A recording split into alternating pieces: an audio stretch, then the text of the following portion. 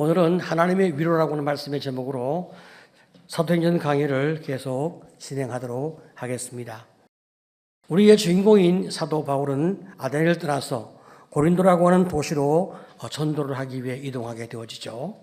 우리가 이제 지도를 보게 되어지면 사도 바울의 이동 경로를 우리가 함께 확인하게 되어지는데요. 이 고린도는 말이죠, 아덴과는 매우 대조적인 분위기를 가진 그런 도시였습니다. 아덴은 헬라 철학이 많이 발전되어서 사람들의 지적인 유희를 즐기는 하나의 도구와 수단으로서 늘 서로 토론하고 논쟁하는 것을 좋아하는 도시였어요. 그러나 이 고린도는 항구 도시로서 상업과 무역이 발달해서 경제적으로 아주 부유한 도시였습니다. 이러한 경제적 부유함은 방탕과 타락으로 이루어져 고린도는 매우 타락한 도시로 유명했는데 특별히 성적인 타락이 극에 달한 도시였습니다. 이러한 타락의 도시에 이제 도착한 사도 바울의 마음은 편하지가 않았습니다. 나중에 바울이 고린도 교회에 보낸 편지를 보게 되었으면 지금 이 지역 고린도에 왔을 때 바울의 마음이 어떠했는지 우리 성경이 우리에게 이렇게 말하고 있는데요. 고전 2장 3절을 보게 되었으면 내가 너희 가운데 거할 때 약하고 두려워하고 심히 떨었노라. 자, 여러분, 바울이 말이죠, 고린도에 있을 때에 약하고 두려워하며 심히 떨었다, 그렇게 고백을 하고 있는데 왜 그렇게 떨고 두려워하고 약해졌을까? 우리가 성경을 살펴보게 되었으면 크게 한 세 가지 이유 정도를 우리가 생각해 볼 수가 있어요. 첫 번째는 아테네스의 사역 때문에 이제 바울이 영향을 받은 것으로 보여집니다. 바울이 철학자의 도시 아테네에서 예수님의 부활을 증거할 때 너희가 알지 못하는 신, 바로 그 신이 하나님이다, 이렇게 논리적으로 그들을 향하여 설득하면서 복음을 전하고 논쟁과 변론을 통해서 예수를 전하려고 애를 많이 썼습니다. 그렇지만 소수의 사람들만 예수를 믿게 되었어요. 아테네스의 이 경험을 통해서 바울은 논쟁을 통해서 복음을 전하는 것이 결코 유익하지 못하고 효과가 없다는 사실을 가슴 깊이 그는 깨달았습니다. 그 이후에 바울은 오직 십자가만 전하기로 그는 결심하게 되는데요. 고전 2장 1절로 2절을 보게 되었으면 형제들아 내가 너희에게 나아가 하나님의 증거를 전할 때에 말과 지혜의 아름다운 것으로 아니하였나니 내가 너희 중에서 예수 그리스도와 그가 십자가에 못 박히신 것 외에는 아무것도 알지 아니하기로 작정하였습니다. 자, 그러니까 바울이 아테네에서 전도 사역을 해나갈 때 전도 사역 자체에 대한 그가 실패감을 느꼈다, 이런 말은 아닙니다. 다만 아테네에서 논쟁적으로 접근한 자신의 전략이 좀 잘못되었고 부족했다는 것을 그가 인식하게 되어진 거예요. 복음을 전함에 있어서 사람의 지혜와 능력으로 접근한 것은 참으로 부족한 접근이었다, 이렇게 바울이 마음 깊이 후회하고 있는 거예요. 그래서 구원해야 할 영혼들을 혹시 구원하지 못한 것은 아닐까 하고 바울은 아픈 마음을 안고 자기를 자책하고 있는 것입니다. 자, 더 나아가서 사도 바울이 고린도에서 심히 떨었던 그 두 번째 이유는 바울을 향한 고린도 사람들의 평가 때문이었어요. 고린도후서 10장 10절을 보게 되어지면 그들의 말이 그의 편지들은 무게가 있고 힘이 있으나 그가 몸으로 대할 때는 약하고 그 말도 시원하지 않다 하니. 자, 그 당시에 고린도 교회 사람들은 말이죠, 참 어떤 사람들이었냐. 경제적으로 굉장히 부유한 고린도의 사람들로서 외모 중심의 가치관, 화려함의 어떤 기준을 가지고 사람을 평가하는 그런 기준을 가지고 살고 있는 사람들이 고린도 사람들이었어요. 이런 배경 속에서 고린도 교회 성도들도 사람을 볼 때 외모 중심으로 사람을 평가하는 거예요. 그러니까 바울의 외모가 시원치가 않다, 혹은 그의 말이 좀 선명하지 못하다, 이런 것들 때문에 바울을 좀 부족한 사람으로 평가하는 그런 평가가 고린도 교회 안에 있었습니다. 이런 것들은 나중에 사도 바울의 사역에 지속적으로 고통과 어려움을 주는 그런 문제가 되어지고 있습니다. 사도 바울이 아무리 성령 충만한 전도자라 할지라도 그 역시 감정을 가지고 있는 연약한 사람이거든요. 그런데 아덴에서 위축된 마음으로 그가 고린도에 왔는데 지금 자신에 대하여 평가를 계속 부정적으로 하고 있는 고린도 교회 사람들의 그 평가 때문에 그의 마음은 더 약해지고 쪼그라드는 이런 어려움을 가지게 되는 거죠. 세 번째로 사도 바울이 두려워 떨었던 이유는 바울이 혼자 전도해 왔기 때문에 그랬습니다. 아덴에서 혼자 전도했습니다. 지금 고린도에 왔을 때도 처음에 바울은 혼자 왔습니다. 바울은 계속적으로 유대인들이 자기를 죽이려 하는 집요한 살해 위협과 핍박을 당해왔습니다. 순간순간 얼마나 많은 마음의 고통과 압박이 있어 왔겠습니까? 그런데다가 아덴에서 자신의 지혜와 자신의 능력으로 복음을 전하려고 접근한 것에 대한 깊은 후회감이 있습니다. 그리고 이 고린도 교회 사람들이 바울을 별 볼 일이 없는 부족한 사람으로 평가하는 이 평가의 분위기 가운데서 또 혼자 전도하려고 하니까 그가 얼마나 외롭고 얼마나 힘이 들었겠습니까? 여러분, 고난이 말이죠. 하나씩 올 때는 크게 문제가 되지 않습니다. 우리가 그것을 주님의 은혜와 또 우리의 믿음으로 잘 극복할 수가 있어요. 그런데 지금 바울은 고난이 하나만 온 것이 아니라 여러 많은 고난이 누적되어서 그가 많은 고난 때문에 감당할 수 없는 어려움을 가지게 되어진 것입니다. 여러분, 생활 사건 스트레스 척도라고 하는 것이 있습니다. 사람에게 스트레스를 주는 여러 다양한 생활 사건들을 점수로 환산해 놓은 것인데 예를 들면 말이죠. 가장 큰 스트레스는 배우자의 죽음입니다. 이때 스트레스가 100점 정도 우리가 받게 된다 말하고 있죠. 이혼이 73점, 가족의 죽음이 63점, 부상이나 질병이 53점, 직장 내 갈등이 28점, 다양한 스트레스가 우리의 삶에 주어지는 거예요. 자, 이런 스트레스가 누적되어서 만약 300점 정도 넘게 되어지면 그 사람은 심각한 정신적 혹은 심리적, 육체적 질병을 동반하게 되는 거예요. 하지만 같은 사건이라도 사람마다 차이가 있어요. 똑같은 사건을 경험했는데 어떤 사람은 그 사건이 100점이지만 어떤 사람에게는 그 사건이 200점, 300점일 수도 있는 거예요. 그리고 또 어떤 사람은 말이죠. 누적 점수가 150이나 200 정도만 되어도 터지는 사람이 있어요. 300점 정도까지 견디는 사람도 있지만 사람마다 다 다르니까 견디는 그 강도가 다 차이가 있는 거예요. 지금 바울은 말이죠. 어려움과 그 고난이 누적이 되어서 이 고린도에서 두려움으로 인하여 심히 떨게 될 수밖에 없는 고통이 그 안에 내재되어 있었습니다. 자, 여러분, 인생 삶을 살아가면서 우리는 누구나 다 이런 여러 가지 많은 어려움과 고난들이 누적되어 있어요. 지금 여러분이 두려워 떨고 있다면 어떤 문제 때문에 그럴까요? 우리 나름대로 열심히 가정을 섬기고 교회를 섬기고 직장과 사업에서 최선을 다하며 살아왔지만 결과가 너무 작고 열매가 너무 적어서 우리가 스스로 실망할 수가 있습니다. 나는 열심히 준비해 왔는데 국가 경제가 좋지 못하고 사회적 분위기가 좋지 못해서 오히려 내가 더 어려워진 상황을 만나게 되었다. 그럼 얼마나 우리 삶에 절망과 좌절이 오겠습니까? 누군가 나를 향하여 부정적인 평가를 할 때 나 스스로 나를 비난하는 마음이 생기면서 내가 위축될 수도 있습니다. 어떨 때는 말이죠. 아무도 나를 돕지 않고 나 혼자 애쓰며 살아가는 것 같은 이런 심각한 외로움과 고독이 나를 지배할 수도 있습니다. 이런 어려움이 쌓이게 되어지면 더 이상 견딜 수 없는 지경까지 놓이게 되어지는 거예요. 그런데 바로 이때 우리를 사랑하시는 하나님께서 우리에게 특별한 위로와 강력한 하나님의 은혜를 우리에게 허락하심으로 말미암아 우리를 붙들어 주시는 축복이 있는 거예요.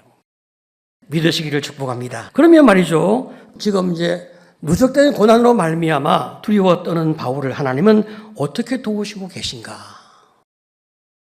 자, 우리는 여기서 한 3가지 정도 하나님의 위로책을 또 보게 되어지는데요. 첫 번째는 하나님이 귀한 믿음의 동역자들을 만나게 하시는 거예요. 사도행전 18장 2절을 보게 되어지면 아굴라라는 본도에서 난 유대인 한 사람을 만나니 글라우디오가 모든 유대인을 명하여 로마에서 떠나라 한 고로 그가 그 아내 브리스길라와 함께 이달리아로부터 새로 온지라 바울이 그들에게로 가매. 자, 여러분, 아굴라와 브리스길라의 부부 참 정말 유명한 부부입니다. 로마에 살고 있던 유대인 부부로서 예수를 믿는 사람들이었어요.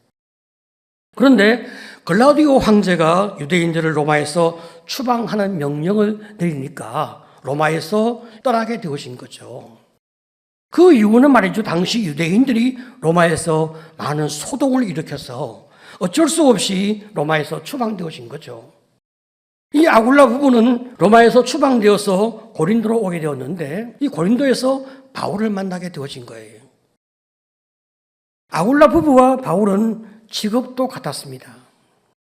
여러분, 유대인들은 말이죠. 어릴 때부터 자신이 추구하는 삶의 목표에서 높은 어떤 하이클래스의 직업도 가지고 있지만 그러나 그런 직업을 쓸 수 없는 상황이 도래되어지면 아주 바닥에서 생존할 수 있도록 생활 기술을 한 가지 이상 터득하게 합니다. 사도 바울은 텐트를 만드는 기술을 배웠어요. 아굴라 부부 역시 같은 일을 하는 사람들이었습니다. 그래서 아굴라 부부는 바울을 만나서 일할 때도 같이 일을 하고 복음 전할 때도 같이 복음을 전하고 쉴 때도 함께 쉬면서 서로 강력한 믿음의 동지로서 같이 헌신하는 길을 걷게 되었습니다. 로마서에서 바울은 이들 부부를 뭐라고 소개하냐? 아주 헌신적인 나의 통역자들이다. 그렇게 소개를 하고 있어요. 로마서 16장 3절 4절을 보게 되었으면 너희는 그리스도 예수 안에서 나의 통역자들인 브리스가와 아굴라에게 문안하라. 그들은 내 목숨을 위하여 자기들의 목까지도 내놓았나니 나뿐 아니라 이방인의 모든 교회도 그들에게 감사하느니라. 자, 여러분, 우리가 이런 말을 함부로 할 수는 없잖아요. 그들은 내 목숨을 위하여 자기들의 목도 내놓았다. 얼마나 많은 삶의 헌신을 사도 바울에게 하면서 복음을 위해서 저들 부부가 참 수고했는지 그 수고를 바울이 알고 모든 교회가 다 알고 있는 거예요. 그러니까 바울이 이런 고백을 하면서 그들을 축복하며 그들을 향하여 감사하고 있습니다. 우리 하나님은 바울이 가장 힘들고 어려울 때 아굴라와 브리스길라 부부를 만나게 하셔서 그들이 강력하게 참 하나님 앞에서 바울을 도움으로 말미암아 바울이 힘을 얻어 사역을 감당하게 축복하셨습니다.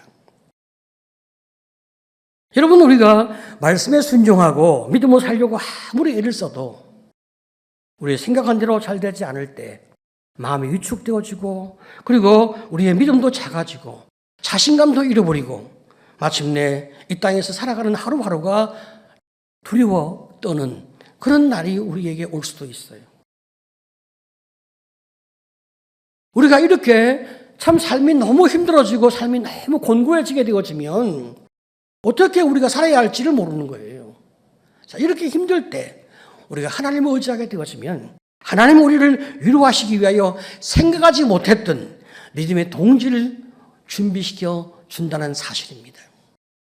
하나님이 바울을 위하여 사건을 일으키고 그래서 브리스길라와 아굴라 부부를 로마에서 고린도로 이주케 하셔서 바울을 위하여 준비시켜 놓았다는 사실을 우리가 기억해야 하는 거예요. 바로 이것이 우리 성경이 말하고 있는 여호와 이레, 하나님이 우리와 함께 동행하시며 앞서가셔서 우리를 위하여 길을 닦아 놓으신다. 이런 은혜를 우리가 함께 입게 되어지는 것입니다. 오늘 여러분 어떤 상황 가운데서도 주님이 내 길을 인도하심을 믿으시기를 축복합니다. 아멘. 두 번째 위로는 말이죠. 기쁜 소식을 듣고 달려온 실라와 디모데, 이 두 사람을 다시 만나게 되어지는 거예요. 18장 5절을 보게 되어지면 실라와 디모데가 마게도냐로부터 내려오매 바울이 하나님 말씀에 붙잡혀 유대인들에게 예수는 그리스도라 밝히 증언하니. 자, 여러분, 바울이 아덴에 갈 때 이 디모데와 실라를 각각 데살로니가와 빌립보로 보내어서 그곳의 교회를 돌보게 하였습니다.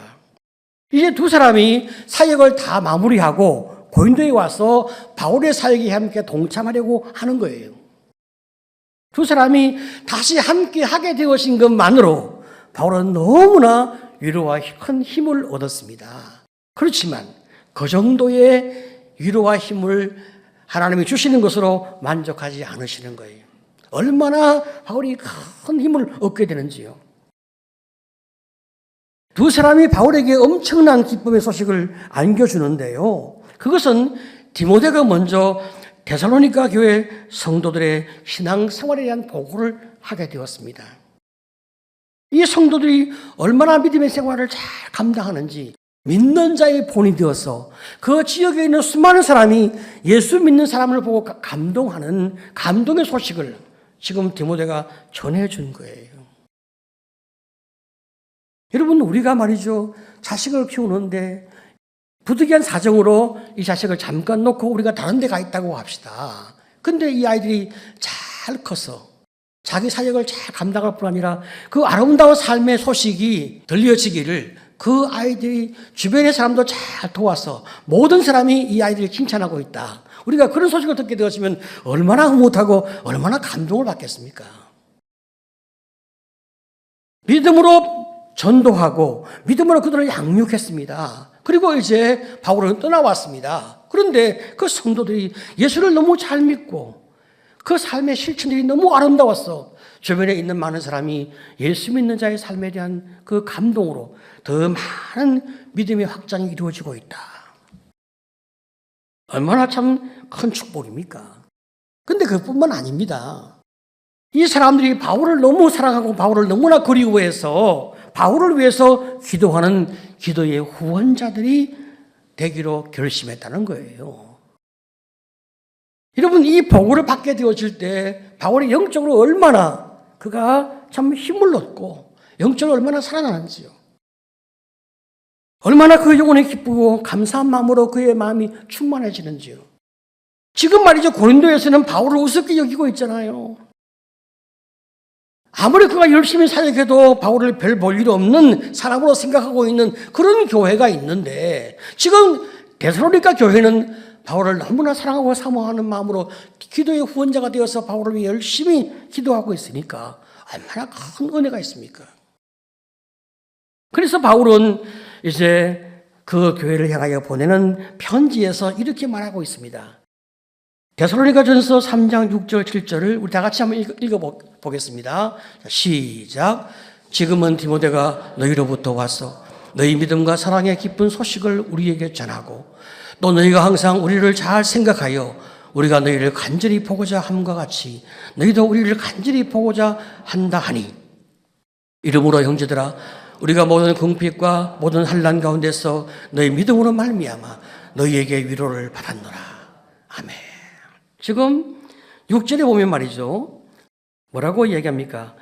우리가 너희를 간절히 보고자 함과 같이. 이건 당연하죠. 그죠? 복음을 전하고 또 양육한 사람은 정말 그 영혼을 더 많이 보고 싶어 하죠. 자, 그런데 너희도 우리를 간절히 보고자 한다고 하니. 참 이 얼마나 위로를 받는지요. 자, 이런 위로뿐 아니라 지금 빌립보 교회를 섬기고 돌아온 신라가 하는 보고입니다. 그 보고는 빌립보 교회 성도는 사도 바울과 그 팀을 위하여 선교비를 지원하기로 결정해서 헌금을 하고 그 후원 헌금을 지금 신라가 가지고 온 거예요. 사실 고린도에서 사도 바울은 천막을 만드는 일을 통하여 생계 문제를 해결하면서 복음을 전했습니다. 그러니까 하루에 많은 시간 이제 일을 하게 되어지니까 남는 시간에 복음을 전하게 되어지는 고통과 아픔과 안타까움이 있잖아요. 우리가 직업을 가지고 복음을 전하는 사람을 가리켜서 자비량 선교사 그렇게 이야기합니다.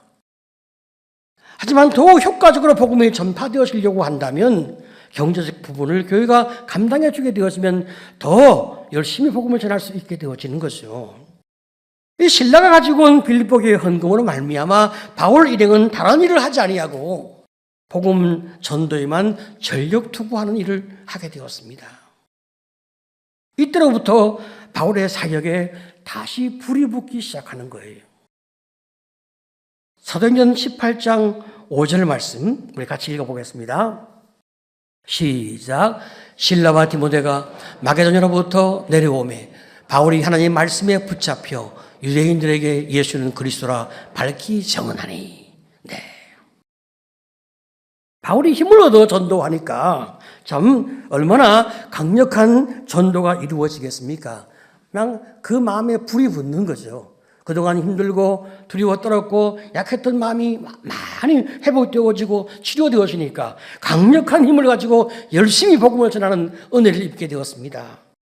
자, 그렇지만 이렇게 열심히 전하니까 또 핍박도 그만큼 많아지게 되었습니다. 그러나 바울은 더 많이 힘을 얻고 동역자가 또 함께 있으니까 더 당당한 마음으로 더 자신감 있게 복음을 전하고 또 상황에 맞게 대응하고 있어요.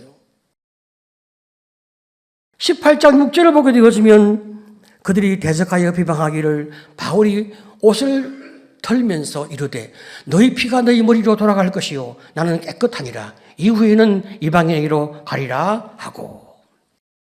원래 말이죠, 예수님께서 70인 전도대를 파송하실 때 복음을 환영하지 않는 사람들 그들을 이제 떠날 때 그 지방 경계성에서 예수님은 발에서 먼지를 떨어버리라 그렇게 말씀하고 있는데, 지금 사도 바울이 예수님의 가르침 그대로 복음을 수용하지 않는 유대인을 향하여 이제는 구원이 너희와 상관이 없다 하는 분명한 선포의 말씀으로 옷을 터는 방법으로 보여주고 있는 거예요. 그렇다고 해서 바울이 유대인에 대한 모든 마음을 다 버린 것은 아닙니다.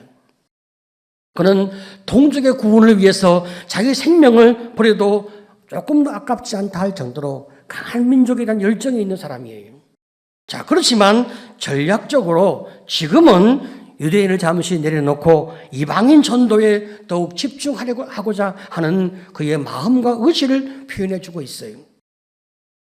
자, 이렇게 바울 사도가 이방인 전도에 더욱 힘을 쓰기 시작한 때부터 놀랍게도 이방인 전도가 폭발적으로 일어나게 되어집니다. 18장 7절 8절을 보게 되어지면 거기서 옮겨 하나님을 경외하는 디도 유소라 하는 사람의 집에 들어가니 그 집은 회당 옆이라. 또 회당장 그리스보가 온 지방과 더불어 주를 믿으며 수많은 고린도 사람들도 듣고 믿어 세례를 받더라. 회당장은 말이죠, 그 지역에 있는 모든 유대인들의 지금 지도자란 말이죠. 근데 회당장 그리스도가 예수를 믿게 되어진 거예요. 이 사건은 그 지역에 있는 수많은 유대인들에게 굉장히 충격적인 사건이었어요. 하지만 예수를 믿는 사람에게는 굉장한 큰 활력소가 되었습니다. 수많은 고린도 교회 사람들이 교회로 몰려오는 큰 은혜가 있게 되어진 거죠. 자, 이렇게 고린도에서 하나님의 위로가 이제 넘치게 되어지는데 주님의 위로가 여기서 끝난 게 아니에요. 세 번째 위로는 예수님이 직접 바울을 찾아오셔서 위로하신 거예요. 18장 9절을 보게 되어지면 밤에 주께서 환상 가운데 바울에게 말씀하시되 두려워하지 말며 침묵하지 말고 말하라. 자, 두려워하지 말라고 말씀하는 것은 바울에게 아직까지 두려움이 남아있다는 소리 아니겠습니까? 당연하죠. 지금 계속 유대인들은 지금 어찌하든지 간에 바울을 죽이려고 하고 있잖아요. 지금 더 나가서 회당장이 이제 예수를 믿게 되어지니까 얼마나 더 강한 분노와 적개심이 일어나겠습니까? 이대로 놔두었다가는 더 큰일 나겠다 하는 마음이 생기니까 더 강렬하게 이제 바울을 죽이려 하는 계획이 만들어진단 말이죠. 그러니까 바울이 이런 분위기 때문에 조용하게 고린도를 떠나서 또 다른 지역으로 전도하려고 이동한 그런 계획을 품은 것 같습니다. 그런데 주님께서 나타나셔서 뭐라고 말씀하십니까? 두려워하지 말며 침묵하지 말고 계속 말하라. 그렇게 말씀하고 계신 거예요. 18장 10절을 보게 되어지면 내가 너와 함께 있음에 어떤 사람도 너를 대적하여 해롭게 할 자가 없을 것이니. 자, 여러분, 사도 바울이 예수를 믿고 주의 사람이 되어지고 사도가 되었습니다. 그 이후로 예수님이 사도 바울과 함께 동행하고 있음을 이 사도 바울은 늘 알고 있는 사람이었고 믿고 있는 사람이었고 그렇게 가르치고 있는 사람이었어요. 바울이 이걸 잘 알고 있어요. 그렇지만 주님이 다시 나타나셔서 지금 말씀하고 있잖아요. 왜 그랬습니까? 하나님이 나와 함께 계신다는 건 알고 있지만 너무나 많은 누적된 위험과 고통과 어려움이 가중되어지니까 사도 바울이 견디기 어려운 자꾸 믿음이 약해지는 이런 일들이 발생할 수밖에 없잖아요. 그러니까 주님이 지치고 힘든 그 사도 바울을 향하여 다시 나타나셔서 격려하시고 그를 붙들어 주시고 계신 거예요. 사람은 누구나 참 이런 약함이 있습니다. 인간이 말이죠. 몸을 가지고 있는 한, 육체를 가지고 있는 한 우리는 끊임없는 위로와 격려가 필요합니다. 그래서 주님은 이제 사도 바울에게 너는 왜 믿음이 없냐? 그렇게 책망하면서 접근하지 아니하시고 뭐라고 말씀합니까? 내가 너와 함께 하겠다. 아무도 너를 해할 사람이 없을 것이다. 내가 너를 강력하게 지켜주겠다. 너는 이곳에서 계속 복음을 전하라. 그렇게 말씀해 주고 계신 거예요. 전능하신 하나님이 나와 함께 계신다는데 여러분 누가 나를 이길 수 있겠으며 누가 나를 막을 수가 있겠어요? 믿으시기를 축복합니다. 네. 인생의 삶을 살아가면서 고난이 없는 사람이 없고 어려움이 없는 사람은 없습니다. 대한민국의 어려움이 있고 이 사회가 주는 어려움이 있고 경제 침체가 있고 나라의 내일이 어떻게 될지 알 수 없는 불안도 순간순간 우리 안에 있습니다. 그뿐 아니라 우리 개인이, 우리 가정이, 우리 직장이 가지고 있는 어려움이 또 있습니다. 여러 많은 어려움이 있기 때문에 우리는 그 많은 어려움 가운데서 어떨 때는 내가 어떻게 살아야 하나 이런 걱정과 염려가 우리 마음을 지배할 수도 있습니다.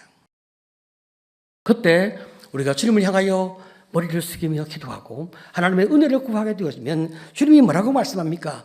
내가 너와 함께 있으니 너는 두려워하지 말며 걱정하지 말라.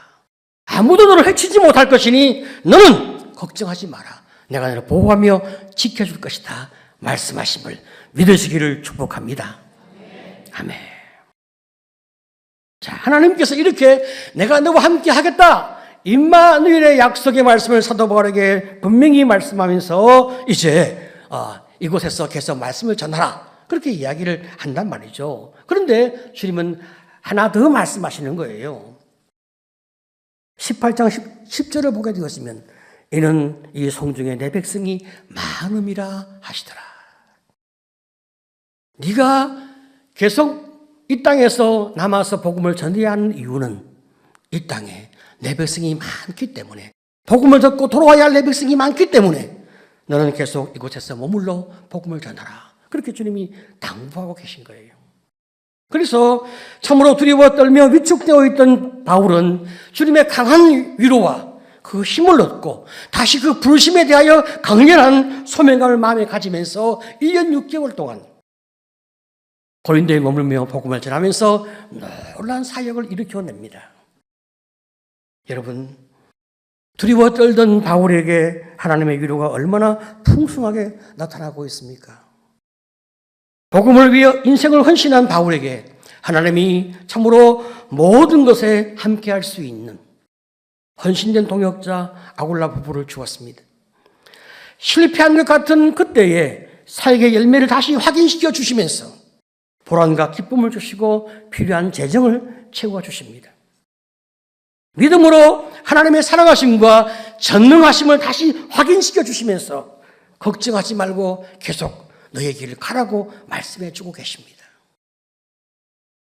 오늘 여러분에게 필요한 위로는 어떤 위로입니까?